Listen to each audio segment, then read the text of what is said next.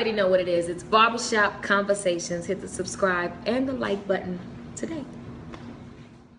All right, Barbershop Conversations, guys. We're doing a full fight review on Pedraza and Tank Davis. And we got some special guests. We're watching the fight together. We got Muhammad, a.k.a. Black Panther, a.k.a. and we got Kenny Porter. And so we'll start with you, Kenny. Tell us what you thought of Gervonta Davis' performance. You know what? He looked sharp. In the early rounds, he looked like he was a little bit nervous for the big event, but as he settled down a little bit, he really was sharp. Obviously, he was the faster fighter, and he was the more accurate puncher. But I don't think that the guy that he fought put up such a good test of Gervonta's abilities to show us, what he's really made of. But he's world champion tonight, and he's well deserved to be champion tonight. Go ahead, Muhammad. Yeah. Gervonta Davis he's fresh, like fresh new money. And he put on a show, and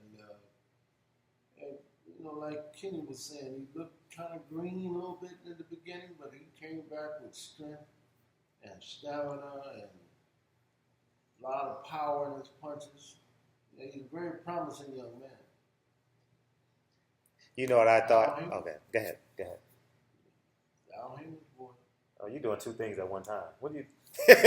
You know what? The first thing I thought, I was like, he got the Adrian Broner starter kit. And ironically enough, you're here. He got this similar outfit on without the split that when he fought your son, right. Sean Porter. But he obviously was the better fighter, more athletic fighter, and it's just amazing how these guys get 22-0. With 12 knockouts. You look at him, I'm pretty sure guys like me who just fight in the gym is like, damn, I had a chance to be a professional fighter. You know what I mean? But when in reality, when you're going up against a guy like this, you have no chance. But it's just, yeah, he has a chance. But he was fighting everything off his back foot. He never really went forward and, moved Pedraza in any direction. He didn't take him from corner to corner until he got maybe stopped. Maybe the tide turned. But go ahead. Let me ask you. Mm-hmm. What do you think he could do with Devin? Haney? Yeah. They're both in the same weight class.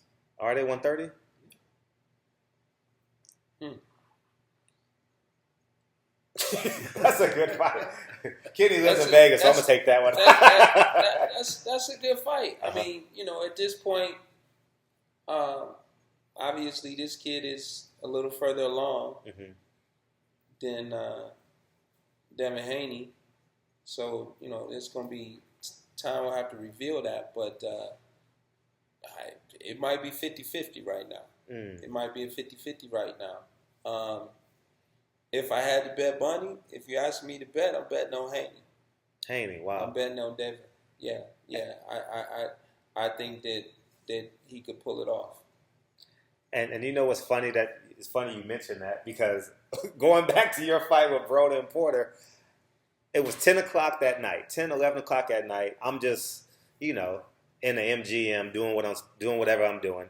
And I'm at the MGM elevator. And Adrian Broner is coming down the elevator. I said, hey, B, where you going? And he didn't answer me. And then I realized the next morning he was at the sparring session of Devin Haney and Gervonta Tank Davis that night. And they said Devin Haney gave him work. So, but sparring, you got 16-ounce gloves and all that. So it's completely different. You got headgear on.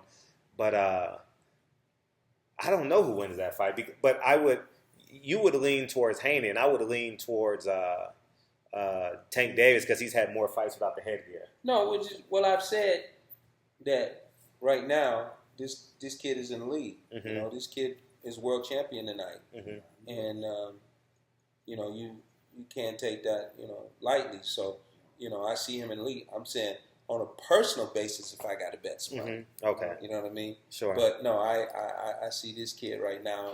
He's doing what it takes, and he did what it took tonight. and obviously he's got Floyd Mayweather Jr. promoting him, so just the sky's the limit for him. Yeah. Frampton came into your gym. Jim is a white guy from Idaho who comes to Las Vegas looking for man. escorts. Okay? The Porter High Performance Center is where he trains at. He's there now. He's training there right now every day. Well, your gym is good luck. Ward used the gym and Again, Jim. Oh, yeah. Your performance center. Jim's from Idaho, but it's good luck. It's a good luck charm for fighters. These guys came with the abilities. I just present, the opportunity for them to train there. Frampton and his people. I mean, he walked in the door. They traveled for 24 hours, coming from Ireland. They traveled for 24 hours. Well, I know y'all want to hear AB. And the day that they came in, not necessarily. Oh, okay. And the day that they came in, they came in sparring. Oh, wow. Right. I wouldn't have done that to my athlete, but yeah, they did it. You want to pause this? So we're back. We took a commercial break so we could listen to Adrian Broner promote his AB. But I thought Tank. I don't know where he goes at 130. I suggested Cuellar. I mean, he's an Al Heyman fighter, just simply because it's an easy fight to make, and he fits the style in which I think he can be successful in. But you rebutted me and said you think that. I think that's a tough fight for him at this point. Me personally, if I'm moving a guy, I wouldn't move him that fast into a championship. But they knew what they were doing, so they're successful there tonight. But you got to watch the way you move him from this point on. That you don't step him up too much, and he's not ready for a guy that takes him into the deep water. So you really, at this point, want to try to groom him to the things that he would have been getting in the next 5 to 10 fights before he actually got ready for a championship fight, normally speaking, when he's, 25 fights in or more. So that's, a concern that they should have, that they don't step him up to a guy like Cuellar, who just, fought Abner Mares and been a world champion too soon. Or maybe a Douglas guy, maybe the Douglas kid, the guy who just lost to not Fanfare, but Fortuna, Javier Fortuna. Did you see that fight? Yeah. Yeah, like a Douglas kid. He needs a big fight. He has to get back on, and maybe.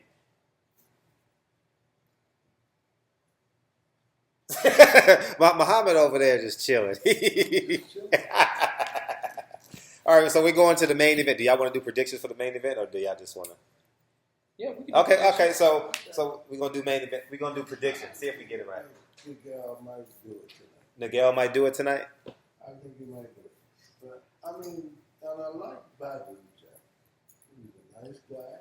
He got some power in his punch a little bit. But I like this guy.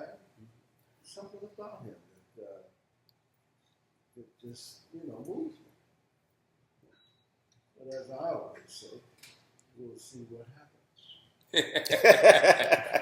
And Ken, obviously you got your right-hand man in the corner of Badu Jack, your strength and conditioning trainer, and your head strength and conditioning trainer. I see him on TV right now. See who was training, who was doing those mitts with him. Lou Del Valle. Former champ. Take a pause. All right, we're back. We keep on getting interrupted because Kenny knows everybody that's on TV. So your prediction for Badu Jack? It's not going to be an easy fight. It's not going to be easy fight.